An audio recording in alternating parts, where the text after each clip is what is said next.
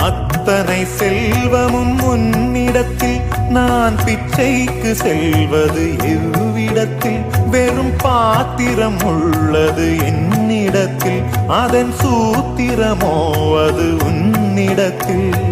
ஒரு முறையா இருமுறையா பல முறை பல பிறப்பெடுக்க வைத்தாய் புதுவினையா பழவினையா கணம் கணம் தினம் என்னை துடிக்க வைத்தாய் பொருளுக்கு அலைந்திடும் பொருளற்ற வாழ்க்கையும் துரத்துதே உன் அருள் அருள் அருள் என்று அலைகின்ற மனம் இன்று பிதற்றுதே அருள் விழியால் நோக்குவாய்